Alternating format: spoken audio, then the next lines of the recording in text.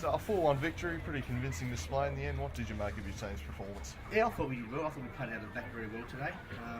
It's probably the best I've seen us playing out from the back. We kept our composure quite well and worked the ball forward, and got in behind quite often.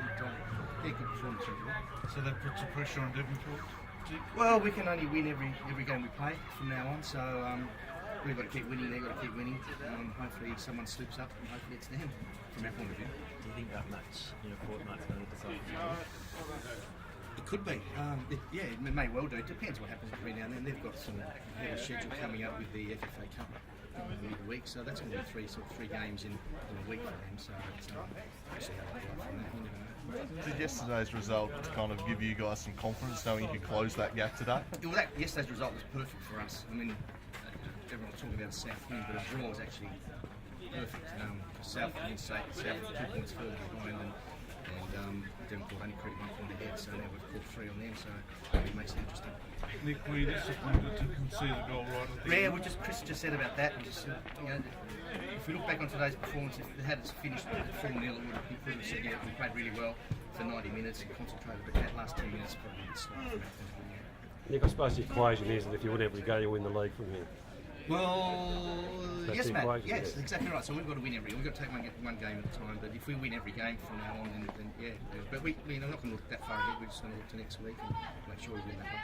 Chris has spoken at times this year about kind of a lack of a cutting edge. The last 2 weeks you seem to have found your goal scoring boots. Has anything been changed there that's got the goals flowing again? Look, we've been working at training on possession and getting the ball out wide and trying to get them in behind and whipping early hard crosses in and getting people on the end of them. So the more we can do that each half, the more chances that we're going to score. If you don't do that, then there's less chance we're going to score. So getting the balls into those dangerous areas, especially near post and into the box from wide areas, is dangerous. Did you miss Sherman? Look, the guys that sat in his role, I thought they did quite well. It's hard to say whether we missed him or didn't miss him, but I thought those that slipped in today did quite well. And Matty Pace in the end did play his role like he did last week up at Rangers. So it's like, look, it's good if someone like Sherman has to miss because he's injured. And guys come in and take over and nothing seems to change. I think it's a good sign. Were you a little worried early on when you hit the woodwork twice? Did you think, oh no, this is going to be one of those? Not really. I think we had control of the game at that stage.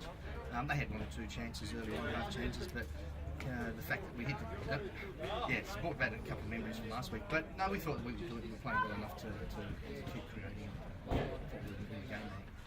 Disappointed in that, Ian? I'm disappointed. It was good to watch the Zebras go about their work. I thought they were quite good out there today, but defensive lapses, ball watching, can't compete at the highest level when you do that. And should.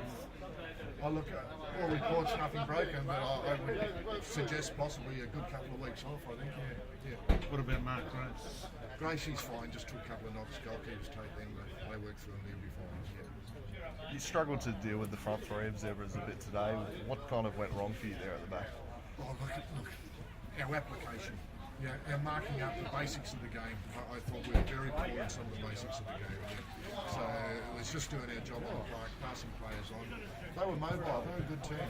They're sitting second on the ladder, and that's for a reason. So I just thought we weren't as good as them. Are there any positives to take out of it? Oh, there's always positives. Unfortunately, we've only got 5 weeks to work on it until the end of the season, but there's a lot of good things for our team. Last 8 weeks I've been asked them to get up for every game and they've done it. They've tried once, they can't do it every week. We had a few people that not on the best of their game, and when your squad is of the numbers I've got, when a couple of people that go missing, it's going to be a hard game. Ian, there are persistent rumours linking you with Olympia. What are your comments on that? No comments really, because look, I had lunch yesterday with Gary Pitchford on Friday, and apparently I'm going to Zebras as well. So, mate, we'll just let it run its course. But I've got no comments on that. I've still got a lot of work to do at Kingborough, and that's my job.